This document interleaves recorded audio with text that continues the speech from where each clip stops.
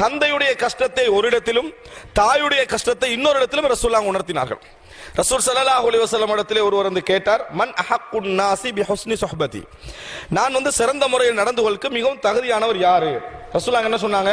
தாய் என்று சொன்னார்கள். சும்மமன் 3 முறை கேட்ட நேரத்தில் தாய் என்று சொன்னார்கள். 4வது யார்? தந்தை என்று ரசூலுல்லாஹி ஸல்லல்லாஹு அலைஹி வஸல்லம் சொன்னார்கள்.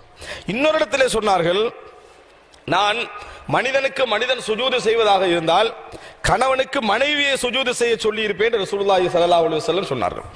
அப்படி என்றால் கணவனுக்குள்ள ஒரு சிறப்பை ரசூல் ஸல்லல்லாஹு அலைஹி வஸல்லம் இந்த இடத்துல விளங்கப்படுத்துகிறார்கள். தந்தையான நிலையில் அல்லாமல் கூட கணவனுக்குள்ள சிறப்பை விளங்கப்படுத்துகிறார்கள். இந்த இடத்திலே தாய்க்கு காட்ட வேண்டிய ஒரு மரியாதையை ரசூல் ஸல்லல்லாஹு அலைஹி வஸல்லம் அவர்கள் விளங்கப்படுத்துகிறார்கள். எனவே அன்புள்ள சகோதரர்களே, கண்டிப்பு எனும் குணத்தை தான் அல்லாஹு தஆலா ஒரு தந்தையிலே நிரப்பமாக படைத்து வைத்திருக்கிறார். அதற்கான காரணம் அந்த குழந்தையுடைய எதிர்காலம், அந்த குடும்பத்துடைய கட்டுப்பாடு, அந்த குடும்பத்துடைய ஒழுங்கு எல்லாமே எதில் இருக்கும்? ஒரு தந்தையில தான் தங்கி இருக்கும் என்பதனால, முன்மாதிரி என்பது அந்த தந்தையில தான் தங்கி இருக்கும் என்பதனால் அல்லாஹ் தஆலா அப்படி வைத்திருக்கிறான். எனவே ஒரு தாயுடைய உணர்வு எவ்வளவு வேகமாக புரிந்து கொள்ளப்படுகிறதோ அதே வேகத்தில் ஒரு தந்தையுடைய உணர்வை புரிந்து கொள்ள முடியாது. ஒரு தந்தை உணர்வுகளை வெளிப்படுத்த மாட்டார்.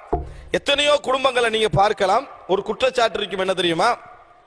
அவர் எதையும் கணக்கெடுக்கிறது இல்லை, அவர் குடும்பத்தில் ஒழுங்கு கிடையாது, அந்த குடும்பத்துடைய எதிர்காலத்தை பற்றி கவனம் எடுப்பது கிடையாது அப்படி என்று சொல்வார்கள். ஒரு தந்தையால் உணர்ச்சி வசப்பட்டு அழுதுன்னு அப்படி அல்ல அப்படின்னு நிரூபிக்க முடியாது. ஆனா ஒரு தாய்க்கு இந்த குற்றச்சாட்டு வந்தா ஒரே